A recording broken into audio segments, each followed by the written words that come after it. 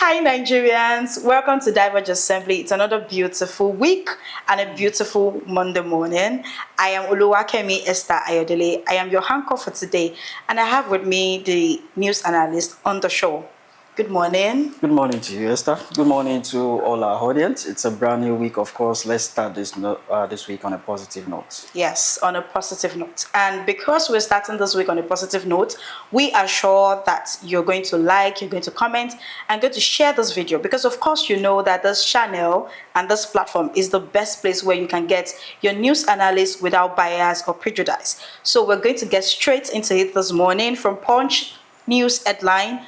2027 real-time results transmission achievable, says telcos. So for the longest time, Nigerian citizens have been asking for the transmission of election through electronic devices this time around. We don't want the paperwork that's always been over time. And so the telecommunication network has made it clear that it is possible, it is achievable for us to get our results via electronic device. Okay. So, as a Nigerian citizen, do you think that with these developments, the government, how excited are you? What is your reaction to this development, knowing that the government has little or no excuse to give this time around?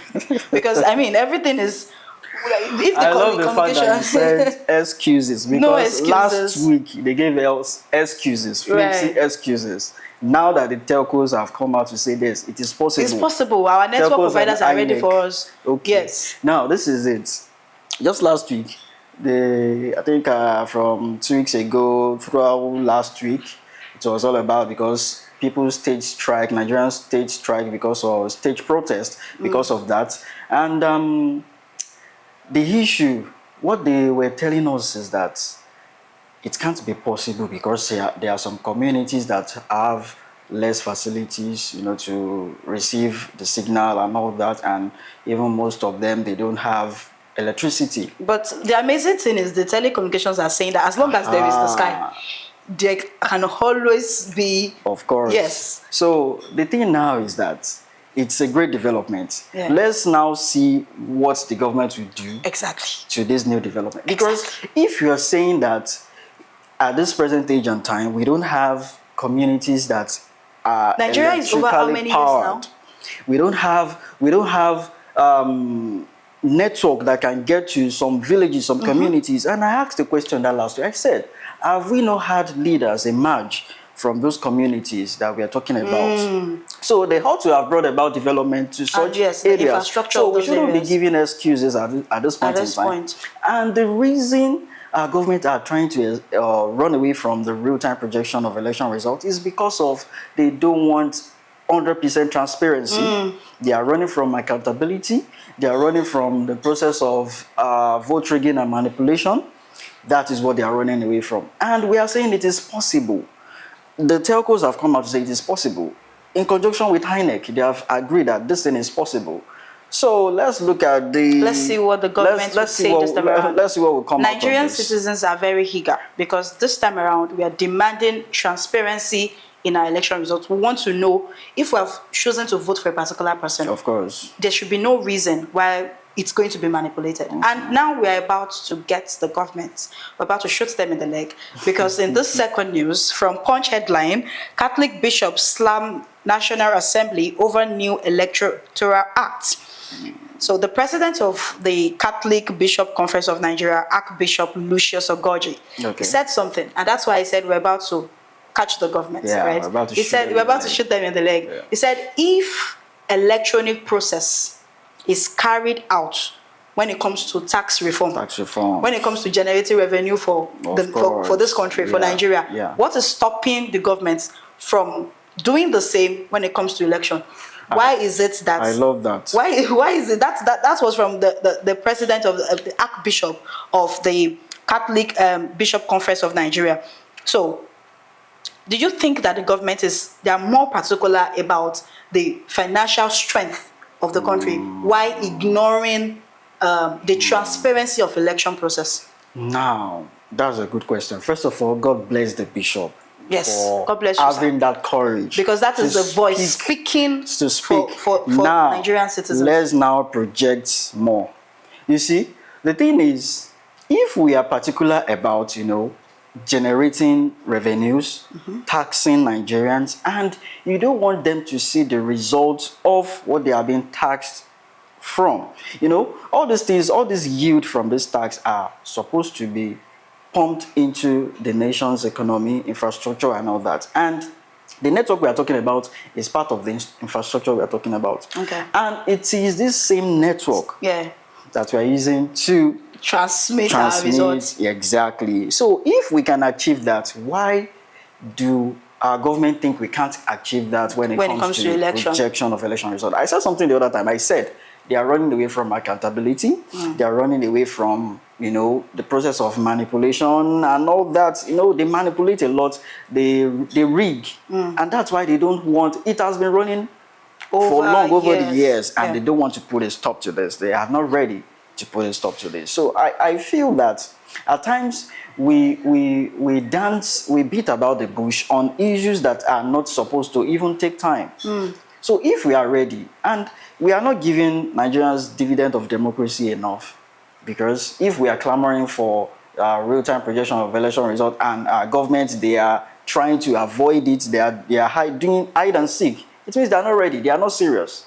That is what this means. And that also questions the level of trust, of course, that we can have in already our leaders. Nigerians have lost trust in our government. And that's why when the issue of tax reforms came, it generated a whole lot of issues, because people don't trust the government that they are even going to use the generated tax for the right things. Also, Archbishop Lucius spoke briefly on the insecurity of Nigeria, and then he spoke about how the so-called repentant gunmen, bandits, are being reinstated into, into the community, and they go about causing more havoc. And one of the things he basically mentioned is that Nigerians have no longer trust our government, our leaders, and one of the ways that trust can be bought is transparency, not only in financial strength of the country alone, tax reform and all, but particularly in this election that we're talking about. Process of governance. Exactly. And by the way, people, you must know that the Presidential and National Assembly election is to hold February 20th, 2027. And also the governorship and State House of Assembly election is to hold March 6th, 2027. So prepare yourself.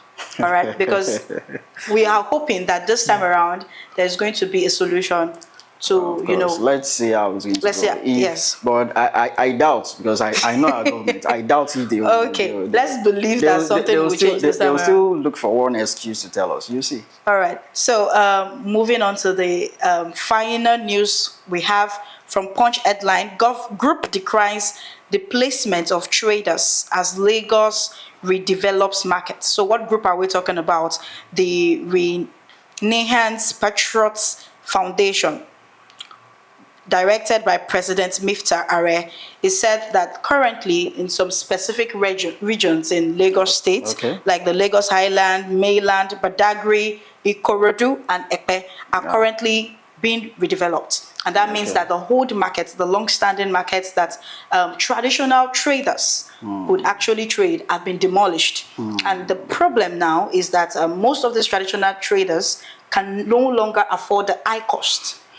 Right, and that is the reason why there is this cry that even though the infrastructure is a good thing, but it has it's conflicting now with the fact that traditional traders, marketmen and marketwomen, can no longer sell because they cannot afford the high cost of this market. So I understand that the renovation of this market is good.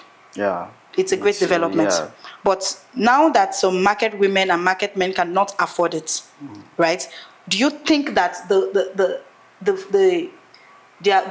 reason they cannot afford it, do you think that is the fault of the government? Well, you see, it's in diverse ways. Because you can't expect all figures to be equal. All figures are not equal. And I believe that a very sensitive government would have run their own scale. They will have done their own assignments in actually measuring the kind of people who are trading in that market. According to the story, there are people who sell, local goods, traditional stuff and all that.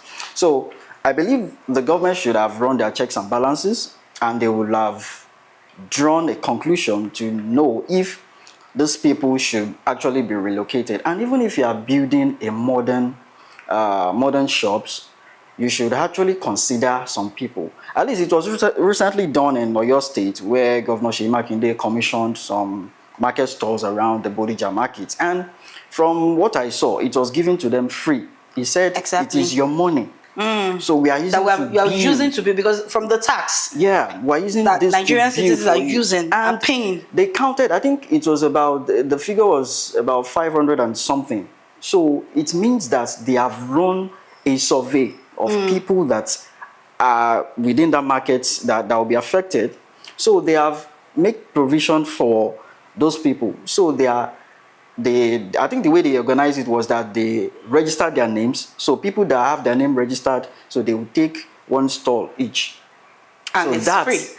Exactly. That's very organized. So Yes. if you are displacing people, if you are displacing traders, you must have run some things. That's why the issue of the demolition of the Makoko and all that generated protest, because of the insensitivity of the government. Before you displace people, or before you say you want to kind of renovate some things, you ought to have made provisions for them, at least ahead. You can even, for transparency's sake, you can even show them your plan that, okay, this is what we intend to do, and this is why we need to move you away from this place. So consider, I spent some of my upbringings in Ikorodu, my childhood in Ikorodu as well, because we usually have a market called a Bute market. They call it Oja Bute. People go there. I think it's usually on Tuesdays, where market women will spread their goods on the floor. All those people, they sell traditional stuff like the shea butter, popularly known as Ori by the Yorubas, and among other things. You want to buy your gari, you want to buy your beans and all that. Yeah.